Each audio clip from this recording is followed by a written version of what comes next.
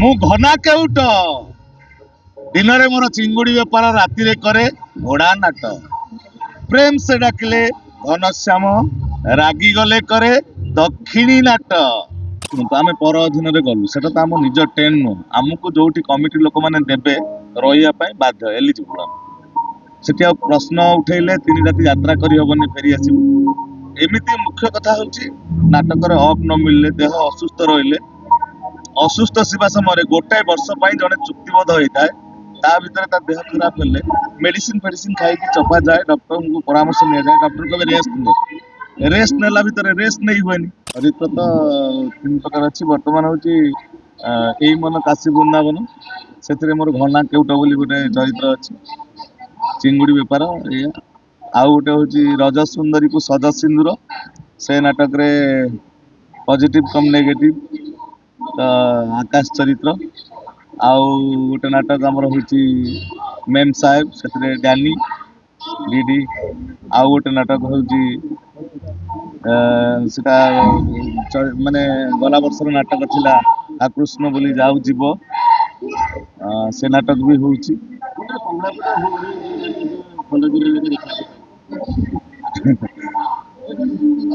କୋଉ ନାଟକରେ କହିବି ଖଣ୍ଡଗିରି କୋଉ ନାଟକ ମୁଁ କେମିତି ଜାଣିବି ଘନା କେଉଟ ଆଚ୍ଛା କହିଦବା କାହିଁକିନା ମୁଁ ଏଠି କହିଦେଲେ ବେତାଳିଆ ହେଇଯିବ ବୁଝିପାରିଲେ ନା ମୁଁ ମାଲିକ ନୁହେଁ କି ମୁଁ କର୍ମଚାରୀ ଆଜ ଏମ୍ପ୍ଲୟି ମୁଁ କହିପାରିବିନି କୋଉ ନାଟକ ହବ ତେଣୁକରି ଆପଣ ମାନଙ୍କର ଅଛି କଥା ଯେ ଘନା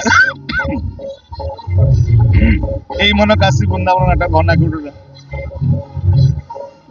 ମୁଁ ଘନା କେଉଟ ଦିନରେ ମୋର ଚିଙ୍ଗୁଡ଼ି ବେପାର ରାତିରେ କରେ ଘୋଡ଼ା ନାଟ ପ୍ରେମ ସେ ଡାକିଲେ ଘନଶ୍ୟାମ ରାଗିଗଲେ କରେ ଦକ୍ଷିଣୀ ନାଟ। ଏଇଟା ହଉଛି ଘନା।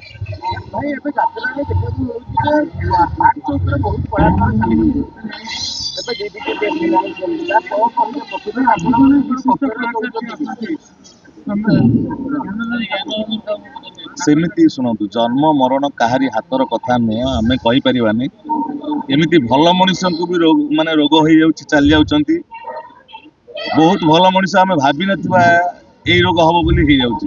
ସମୟ ବର୍ତ୍ତମାନ ଭଲ ନାହିଁ ତ କ୍ଲାଇମେଟ ବର୍ତ୍ତମାନ ବି ଭଲ ନାହିଁ ଆପଣମାନେ ତ ନ୍ୟୁଜ ମାଧ୍ୟମରେ ଦେଖୁଥିବେ ଘନାଘୋଟ ବର୍ତ୍ତମାନ ତୃତୀୟ ବିଶ୍ୱଯୁଦ୍ଧ ହବ ବୋଲି ନାହିଁ ଘରେ ଘରେ କଳି ବର୍ତ୍ତମାନ ତ ଆପଣମାନେ ଯୋଉ ଜାଗାକୁ ସବୁ ଯାଉଛନ୍ତି ସେ ଜାଗାରେ ଆପଣଙ୍କର ରହିବା ସୁବିଧା ଠିକ ଠାକରେ କରାଯାଉଛି ନା କରାଯାଉନି?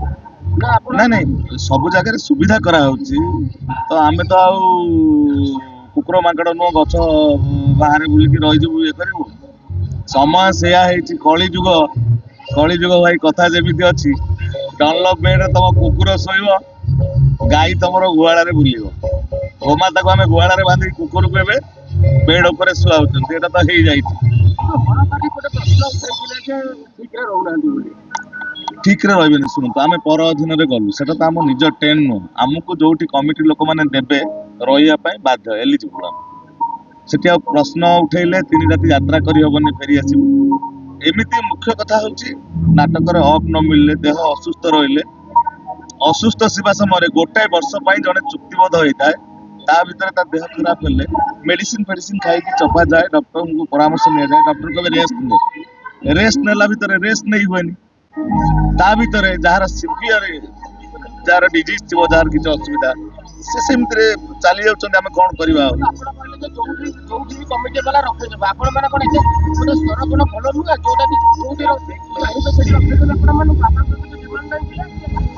ଡିମାଣ୍ଡ ଥିଲେ ଆମକୁ କଣ ଦେଇପାରିବା ଆମେ ଗାଁ ପୁର ପଲ୍ଲୀ ଠାରୁ ଆରମ୍ଭ କରି ସହର ପର୍ଯ୍ୟନ୍ତ ସବୁ ଜାଗାରେ ସହରରେ ଫ୍ୟାସିଲିଟିଜ ଅଛି କୋଉଠି ଲଜ୍ ଦେଇ ଦଉଛନ୍ତି ତ ଯୋଉଠି ଫ୍ୟାସିଲିଟିଜ ନାହିଁ ଗାଁ ମଫସଲ ଏରିଆ ତ ସେମାନେ ସେଇଠିକାର ଲୋକ ଯୋଉ ଘରେ ରହୁଥିବେ ଆମକୁ ରହିବାକୁ ବାଉଣ୍ଡ ଆଉ କଣ କରାଯିବ ଆମ ଲାଇଫ ତ ସେଇଆ ଆମର ପରମାନେଣ୍ଟ ମାନେ ଯାଯାବର ଜୀବନ ଯାପନ ଏଠି 3 ଦିନ ଏଠି 3 ଦିନ ଆମର ତ ଆଉ ଓଡିଶା ସାରା ସବୁ ଜାଗାରେ ଘର ନୁହଁ ଯୋଉ ଘର ପଦାରେ ଆମକୁ ଦେବେ ବାଉଣ୍ଡ ଆଉ 4 ଦିନ ପାଇଁ ଆମେ ହଠାତ୍ ପହଞ୍ଚିକି ଆଉ ତ ଘରଟେ ଯୋଗାଡ଼ କରିପାରିବାନି ଭଲ ଘର ରହିବା ପାଇଁ ଘର ମିଳେ ଏଟା ଭୁଲ କଥା ଆଜିକାଲି ଆଉ ଘର ଘର ଲାଟ୍ରିନ୍ ପର୍ଯ୍ୟନ୍ତ ଯୋଉଠି କଂକ୍ରିଟ ବିଜେଡି ସରକାର ସମୟରେ କରିଦେଇ ଯାଇଛନ୍ତି ଆଉ ଏବେ ଆଉ କୋଉଠୁ ସବୁ ତ ଅସୁବିଧା କିଛି ନାହିଁ ଭଲ ଘର ମିଳୁଛି ବଟ୍ ଟ୍ରିଟମେଣ୍ଟର ଅଭାବ ହୁଏ।